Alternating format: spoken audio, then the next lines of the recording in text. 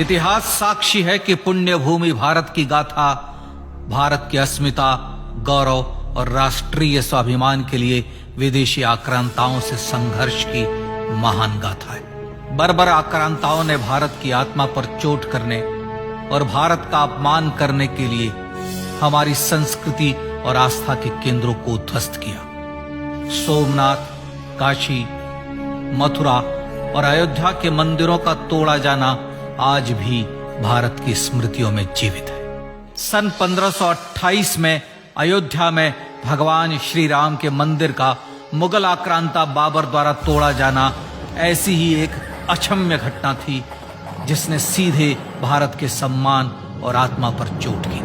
कारण साफ था, अयोध्या के श्री राम के मंदिर पर आक्रमण भारत की आत्मा पर आक्रमण था। जहां हर भारतीय के रोम रोम में राम बसते हैं, वह भारत यह अपमान कैसे सहता। राम मंदिर पर आक्रमण भारत को आहत कर गया था। विदेशी हमलावर अपनी बर्बरता दिखाते गए और भारत अपने आत्म गौरव को फिर से पाने के लिए संघर्ष करता रहा। भारत रामलला के जन्म स्थान पर बाबर के नाम पर बने एक ढांचे को देखता और उसे हटाने का संकल्प लेकर शक्ति संजोया करता। हिंदू समाज आत्मसम्मान के रण में डटा रहा और लगातार हमलावरों द्वारा बनाए गए बाबरी ढांचे को हटाने के लिए लड़ता रहा। सरयू कई बार रक्त से लाल हुई। कभी स्थानीय शासकों ने तो कभी साधु संतों और राम भक्तों ने राम जन्मभूमि की मुक्ति के लिए अपने प्राणों की आहुति दी। 74 बार युद्ध हुए। हम कुछ मोर्चे हारे, पर रण जीतने का संकल्प कभी कम नहीं हुआ। हिंदू समाज तलवारों से रक्त रंजित हुआ, पर उसने हार नहीं मानी। उसका संकल्प अजेय था।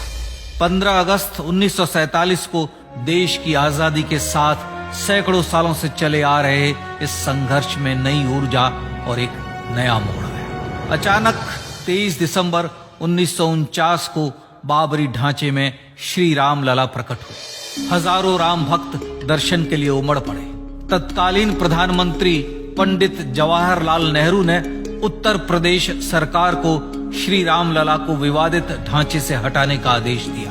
उत्तर प्रदेश सरकार ने अयोध्या के कलेक्टर को यह काम दिया और यह निर्देश भी कि जरूरत पड़ने पर वे बल का प्रयोग भी करें। अयोध्या के कलेक्टर ने सरकार को उत्तर दिया कि यह नरसंहार के बिना संभव नहीं है, और फिर भी वह ऐसा चाहती है तो किसी दूसरे कलेक्टर से यह काम करवा ले। परिणाम स्वरूप रामलला की मूर्ति वहीं विराजमान रही।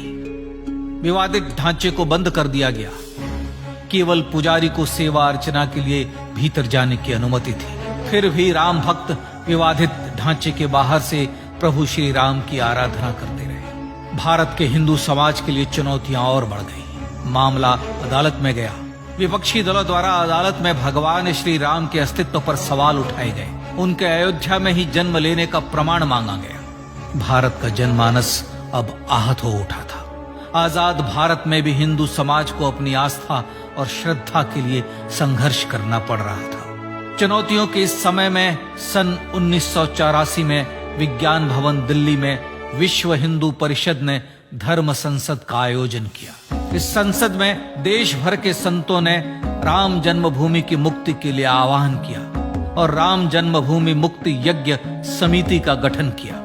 धर्म संसद ने राम जन्मभूमि की मुक्ति और वहां भगवान श्री राम के भव्य मंदिर बनाने के भारत के जनमानस के संकल्प को फिर से दोहराया। विश्व हिंदू परिषद के नेतृत्व में मंदिर निर्माण के लिए पूरे देश में अभूतपूर्व आंदोलन की शुरुआत हुई। श्री राम जन्मस्थली मुक्ति यज्ञ समिति के साथ देश भर में राम जानकी की रथ यात्राएं निकली। राम लीलाओं में राम कथा के माध्यम से भारत का आम जन फिर से जुटा।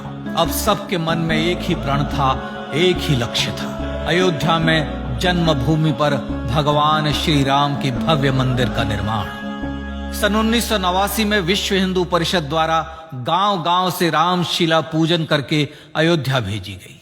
2,75,000 गांवों से रामशिलाएं अयोध्या पहुंची। भव्य राम मंदिर के शिलान्यास का निर्णय हुआ।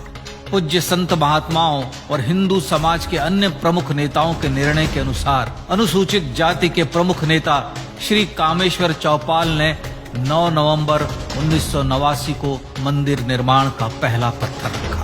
राम जन्मभूमि पर मंदिर निर्माण के लक्ष्य की पूर्ति के लिए सन 1990 में